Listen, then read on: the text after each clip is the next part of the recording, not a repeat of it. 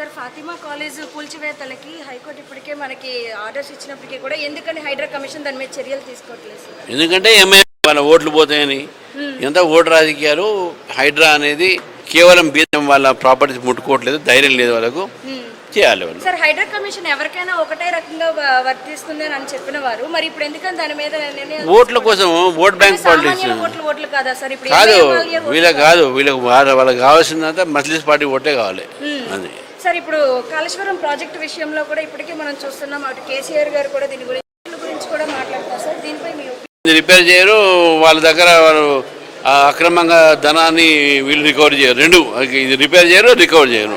మొన్న గన్మైక్ దగ్గర కూడా కూర్చొని మాట్లాడతామని ఇటు హరీష్ రావు అటువైపు మాట్లాడారు కదా సార్. అసలు ఎక్కడ మాట్లాడారు? మాట్లాడలేదు, వెళ్తుంటే ఆపేస్తున్నారని అని చెప్తున్నారు కదా. అంటే హరీష్ రావు గారు నేను వెళ్ళడానికి ప్రయత్నిస్తున్నాను, వాళ్ళు చెప్పాలి. వీళ్ళ అలవాడ వాళ్ళకి వచ్చింది, వాళ్ళ అలవాడ వీళ్ళకి వచ్చింది. అంటే రెండు ఒకటే తోడు దొంగలే, రెండు ఒకటే కాదు, రెండు తోడు దొంగలే. Okay sir. ఫాతిమా కాలేజ్ కూల్చివేతల విషయంలో ఇప్పటికే హైకోర్టు అనేది దానికి అనుమతిని జారీ చేసినప్పటికీ కూడా హైడ్రా కమిషన్ దీని విషయంలో వెనకాడుతుంది, అసలు ఎలాంటి చర్యలు కూడా తీసుకోవడం లేదు. ఎందుకని అంటారు అసలు? ఈరోజు హైడ్రా కమిషనర్ రంగనాథ్ గారు ఈరోజు వేదాలు వల్లించినట్టుంది. ఎందుకు చెప్తా ఉన్నా అంటే, న్యాయం అనేది అందరు కరెక్ట్ ఉండాలి. అది పేదవాడైనా సరే, అది ఉన్నవాడైనా సరే. ఈరోజు ఈ కాంగ్రెస్ పార్టీ ఎంఐఎంకు అమ్ముడు పోయిన పార్టీ. ఎంఐఎంకు అమ్ముడు పోయి వారికి కొమ్ము కాస్తూ ఉన్నది. ఈరోజు న్యాయం అనేది అందరికీ వర్తిస్తప్పుడు ఈరోజు ఫాతిమా కాలేజ్ అక్రమంగా చెరువులో చేపట్టినటువంటి ఒక ప్రభుత్వానికి సంబంధించినటువంటి రేవంత్ రెడ్డి, అదేవిధంగా రంగనాథ్ గారు ఎటువంటి చర్యలు తీసుకుంటలేరు. దీన్ని ఖండిస్తూ ఉన్నా. ఈ కాంగ్రెస్ అనేది ఎంఐఎంకు అమ్ముడు పోయింది. ఇదే కాంగ్రెస్ పార్టీ, ఇదే హైడ్రా రంగనాథ్ గారు ఎక్కడైతే పేద ఇండ్లు వాళ్ళకి ఉండనిక ఇండ్లు లేవు, అటువంటి ఈరోజు అన్యాయంగా ఈరోజు ఈ ఎంఐఎం పార్టీకి సంబంధించిన ఫాతిమా కాలేజ్ నిబంధనలకు విరుద్ధంగా ఈరోజు ఫాతిమా కాలేజ్ ఏర్పాటు చేసినప్పటి నుంచి వాళ్ళు చేస్తూ ఉంటే ఈ హైడ్రా కమిషనరు అదేవిధంగా రేవంత్ రెడ్డి చర్యలు తీసుకున్నారు. దీన్ని వెంటనే ఖండిస్తూ ఉన్నా. రేవంత్ రెడ్డి ఎంఐఎంకు అమ్ముడు అయినటువంటి రేవంత్ అని చెప్తా ఉన్నా. సార్ ఇప్పుడు ఎలా చూసుకున్నా సరే నిరుపేదల కుటుంబాల విషయంలో మాత్రం ఎలా అయినా సరే కూల్చివేయాలి అని నిర్ణయించుకున్నప్పటికీ మరి ఇప్పుడు ఎందుకని ఇలాంటి అంటే అధికారం ఉన్న వారికి ఒకమైన న్యాయం అందిస్తుందంటారు కాంగ్రెస్? నేను అదే చెప్తా ఉన్నా. ఈరోజు కాంగ్రెస్ పార్టీ ఎంఐఎంకు అమ్ముడైన పార్టీ.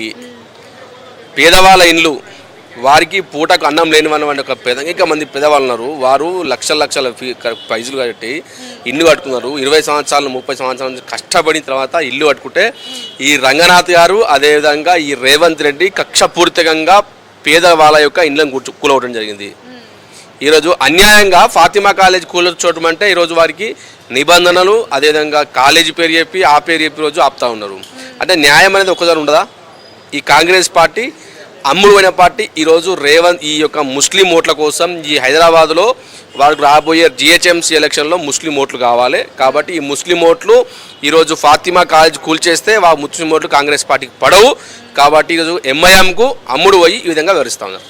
సార్ చివరిగా ఒక ప్రశ్న, అసలు ఎంఐఎం పార్టీయే రాష్ట్ర విభజన సమయంలో విభజన చేయడానికి ఏమాత్రం ఒప్పుకోము అంటూ నిరాకరించిన వాళ్ళు వాళ్ళే. మరి అలాంటప్పుడు మరి ఇప్పుడు అటు బీఆర్ఎస్ పార్టీ వాళ్ళు కావచ్చు, గత ప్రభుత్వం, ఇప్పుడు చూసుకుంటే కాంగ్రెస్ ప్రభుత్వం కావచ్చు, ఎప్పుడు వాళ్ళకే మద్దతుగా చేసుకుంటూ ఆలోచిస్తూ వస్తున్నారు. సామాన్య ప్రజల్ని గాలికి వదిలేశారు. అసలు ఎందుకని అంటారు? మరి వ్యతిరేకించిన వాళ్ళకే వీళ్ళు చేసుకుంటూ వస్తున్నారంటే ఎందుకని ఇంత వివక్షత చూపిస్తున్నారు? అసలు నేను ఎందుకు చెప్తా ఉన్నానంటే, కాంగ్రెస్ పార్టీకి బి టీం ఎంఐఎం. 2014 కన్నా ముందు కాంగ్రెస్ పార్టీతో ఉన్నటువంటి పార్టీ ఎంఐఎం. అదేవిధంగా తెలంగాణ సమయంలో తెలంగాణను విధించిన పార్టీ ఎంఐఎం. అయినా బీఆర్ఎస్ పార్టీ వారితో జతగట్టి వారి యొక్క సపోర్ట్ తీసుకొని తెలంగాణ రాష్ట్రంలో వారి కోసం పనిచేస్తున్న పార్టీ బీఆర్ఎస్ పార్టీ. రెండు పార్టీలు దొందే. వారికి అవకాశ రాజకీయాలు చేయాలి. తెలంగాణ రాష్ట్రంలో అభివృద్ధి ఉన్నా లేకపోయినా, తెలంగాణ రాష్ట్రంలో ప్రజల యొక్క సౌకర్యం ఉన్నా లేకపోయినా, కానీ ఈ హైదరాబాద్కి వచ్చేసరికి ఎంఐఎం పాట పాడితేనే, ఎంఐఎం మతోన్మాదం ఉన్నటువంటి ఎంఐఎం పాట పాడితేనే వారికి ఓట్లు వస్తాయనే ఉద్దేశంతో ఈరోజు కాంగ్రెస్ పార్టీ అదేవిధంగా బీఆర్ఎస్ పార్టీ ఆడుతున్న నాటకం చెప్తా ఉన్నాం.